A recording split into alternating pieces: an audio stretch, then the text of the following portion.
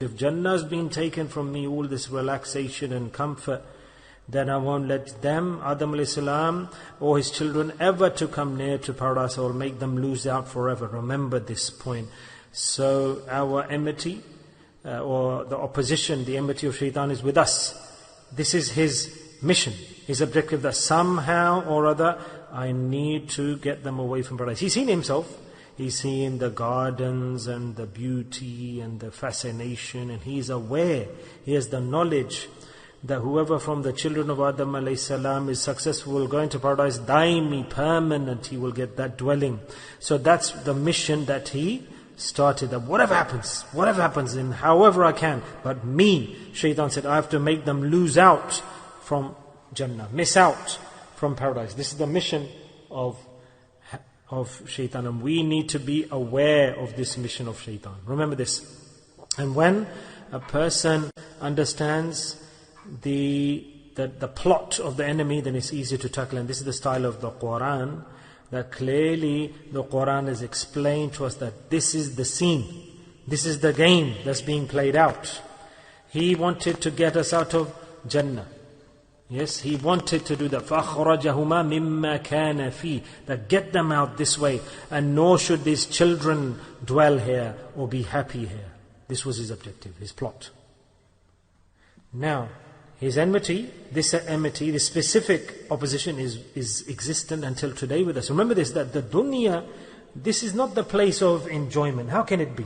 This world, this place, the world has been, Adam alayhi salam, his children have been sent as punishment to here. So that place which is in punishment, where a person is sent to as a form of punishment, then how can that place be good? Tell me. How can that place be good? If a person is in prison, if a person is in prison, even if you give him many things, give him air conditioning, give him a fridge freezer, give him other comforts and requirements, but a prisoner is a prisoner. He'll say, take all of this, but take me out of here. Give me freedom. I want to live in the free world. He'll say that, won't he? The prisoner. So this world, planet Earth, is not the place of enjoyment. Shaitan knows that this is not the place of enjoyment. Jannah is the place of enjoyment. That's the deception he's given to us, that no, the world is the place of enjoyment. So what's happened to us? That we have now considered and taken this world as the place of enjoyment. Just like a person who goes in jail, the prisoner, when he gets all the comforts, luxuries, goes, no, this is the best place for me. This cell, I'm staying here, enjoy myself. But the prison cell is nothing. Is nothing. The reality is the world outside of the prison. The same way this world is nothing, totally zero. But shaitan has decorated it for us, adorned it, made it glitter and glow. And he's happy, shaitan, that person who's occupied in the world becomes worldly, material. Doesn't matter if he's got big houses, tall houses, palaces, mansions, nice cars, fast cars, several businesses, cash flow. Very good, carry on, the client of shaitan. Because this place is not going to give anybody any benefit at all, ever. So the person, shaitan says, what you think is big and massive, but compared to the hereafter, paradise, not even a dust particle is this world. Not even a dust particle. That just like we, foolish people run after this dunya, but where we have to go, this world, the whole of this world isn't even equivalent to a dust particle of the hereafter. A dust particle. It cannot even be that we compare for a split second thereafter. Take all the palaces, luxuries of the world, amass them, subhanallah, and they cannot even equate to the small atom particle in the wind, say subhanallah, of Jannah, of paradise. So he has made us foolish, stupid people run after this world. This is a very important point, very important. So he doesn't go towards these people. He runs after those people who are those who desire to really go into paradise. With their a'ma'alus salihat, with their righteous deeds. He runs after them, shaitan. Even if they haven't got a house in this world, even if they haven't got a car to drive, even if they don't have food 2-3 times a day, chapatis, bread, less clothes, broken holes in their shoes, but shaitan's after them. Because he knows that this is the most wealthy person, because he knows when his eye closes, he will see the beautiful fascination of Jannah. And those people are opposite to him who are amassing wealth in this world.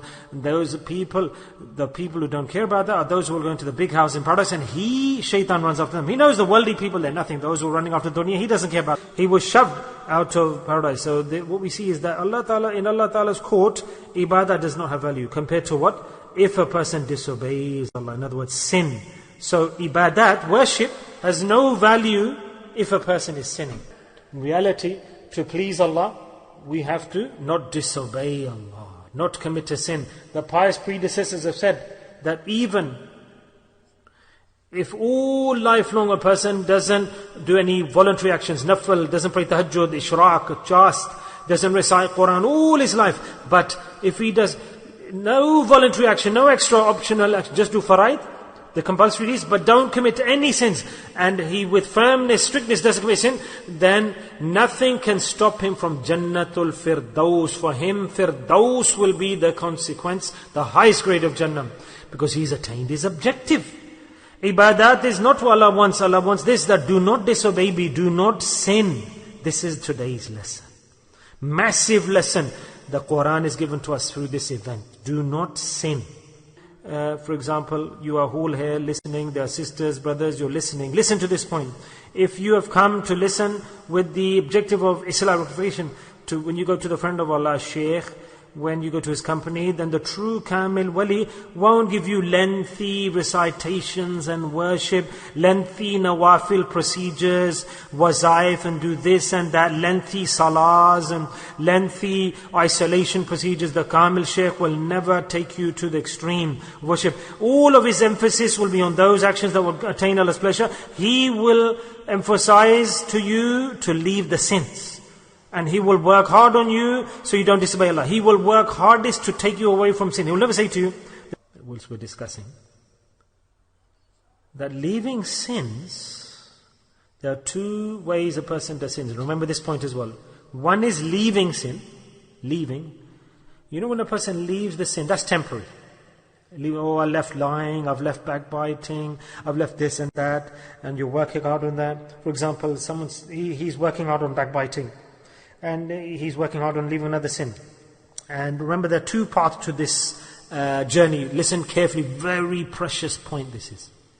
That if we work hard on leaving the sins and the sin is left, then in reality that sin has not been lost forever, it will come again. The sin will come again. The sin is lost at that time. The sin is detached from at that time when you hate the sin. When you dislike the sin. If you don't have dislike of the sin or hate the sin, then consider the sin is not gone, it will come back. And this is what happens. SubhanAllah. Backbiting, you work a bit hard, after a few days, you've not done it, you left it. But until you do not dislike backbiting, until you don't hate lying, until you don't hate doing zina, until you don't dislike zina of the eyes, and nonsense talk, you don't dislike it, etc., opposition, then consider you will detach from the person, you'll never go. And that's the relationship with sin. If you do not have hate for the sin, if you don't dislike the sin, then you can't leave the sin. And how do we then create the opposition to sin? That's what the friends of Allah make us work on, the Kamil Sheikh. The complete Sheikh, he teaches us how to have dislike for sin. And leaving a sin is one thing, hating the sin is another. We need to create dislike, distaste for the sin. Not leaving the sin, we need to create dislike for the sin. And how do we create the hatred for the sin in our hearts? Tell me how? Subhanallah. How great are the walis of Allah. They're teaching, their beautiful noor and points and light they teach us. Subhanallah. So how does a person develop hate for sin? To develop hate for sin will only be at that time when Allah and His Rasul, you bring their love into the heart, then the hatred for the sin will come. The day the love for Allah and His Rasul, Nabi al-Karim Sallallahu love comes into your heart, consider and accept, then that day the hatred, dislike for the sins will be there. These two things cannot live together in the heart.